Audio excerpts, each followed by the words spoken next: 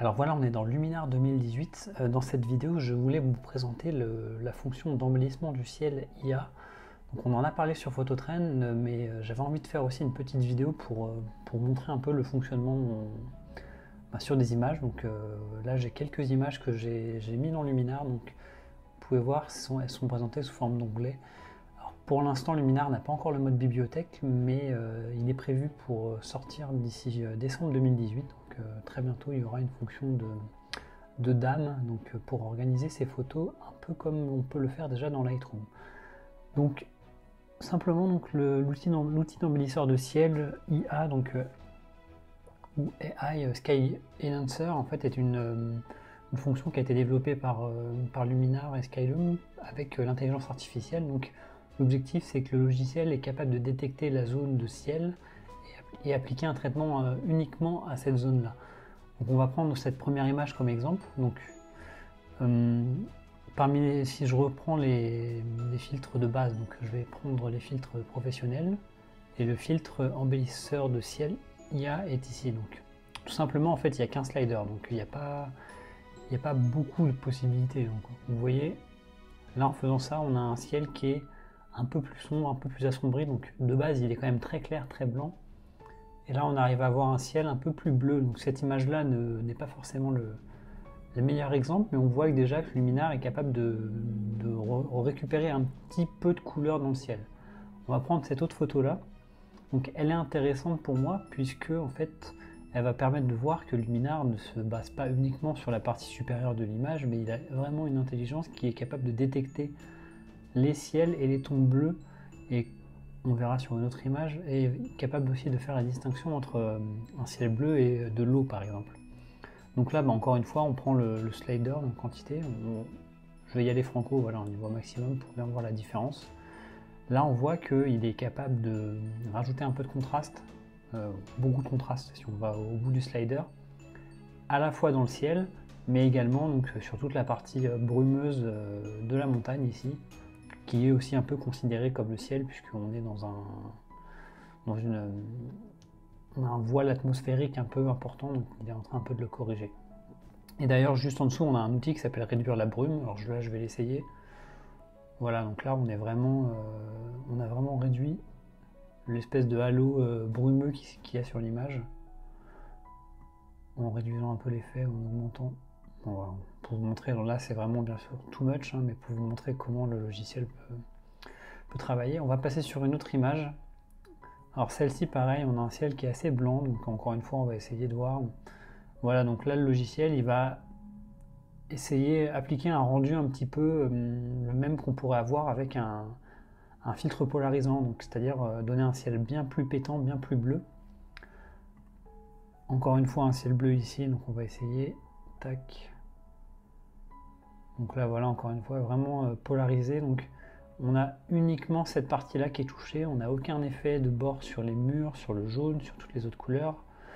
J'en profite également, il y a un petit outil qui est aussi basé sur l'intelligence artificielle, donc là on parle de Luminar. Alors comme vous voyez, il y a toutes les options manuelles un peu plus avancées, mais là les sliders d'intelligence artificielle, donc celui-ci par exemple permet de renforcer l'image. Alors je vais enlever un peu le ciel parce que c'est too much. Mais celui-ci, même si on le met au maximum, on a un rendu qui n'est pas non plus trop surnaturel. On va regarder avant-après, donc là c'est la version avant et la version après, donc on voit vraiment que les couleurs ont été un peu plus boostées, on a les ombres qui ont été récupérées. Honnêtement, sans aller à 100%, je trouve que le rendu de cet effet-là est plutôt sympa. Alors voilà, là on passe sur une image qui a un ciel et également une étendue d'eau, donc très importante. Donc on va voir comment se comporte le filtre sur ce type d'image. Donc là on va voir, donc hop, au maximum bien sûr, donc on voit vraiment bien là le ciel, on a l'impression qu'il y a eu un filtre dégradé qui a été appliqué sur le ciel. Donc, et on voit, si on regarde vraiment l'eau, alors on a vraiment peut-être à ce niveau-là l'eau qui devient un peu plus saturée, un peu plus sombre. Mais sinon, toute cette partie-là, elle ne change pas du tout. Donc on a vraiment un respect le logiciel ne s'applique à travailler que sur le ciel. Et bon, alors comme je disais, le rendu là qu'on a, on a un peu un rendu comme si on avait un filtre dégradé.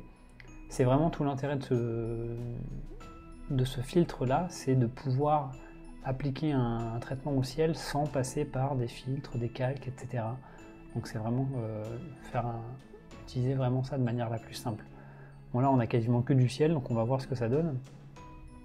Voilà. Et là je pense qu'il a compris de base que mon image elle était un peu terne, un peu claire. Et le ciel, il a appliqué un ciel un peu plus bleu, un peu plus sombre. Si on rajoute l'accent amélioré par AI, donc ce filtre-là, on voit que là, on a l'image qui est un peu plus contrastée, avec peut-être même les détails qui ressortent un peu mieux. Et on termine sur une image, alors celle-ci je l'aime bien parce que justement on a, alors on est sur un fichier RAW, on a pris une image qui est vraiment en fin de journée avec un ciel avec beaucoup de détails, mais bien sûr il y a une partie qui est un peu trop lumineuse puisque le soleil se couchait donc sur la droite. Donc cette partie-là est beaucoup plus lumineuse que cette partie-là. Donc on va voir ce que donne le filtre sur cette image-là. Donc on va essayer. On va aller au maximum, voilà. Donc là on voit bien avant-après que uniquement le ciel a été retravaillé.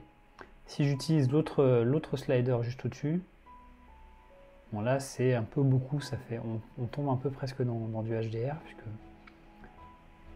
mais honnêtement, cet effet-là est quand même, on revient là-dessus, l'effet de Sky Enhancer est vraiment sympa et vraiment utile, notamment quand vous avez beaucoup de ciel et que vous avez envie de retoucher rapidement votre ciel. On a vraiment une fonction qui marche bien. Donc voilà, c'était pour cette petite démonstration du Sky Enhancer qui est disponible dans Luminar 2018 et qui sera également disponible dans la prochaine version de Luminar qui viendra avec le DAM, donc le Digital Asset Manager.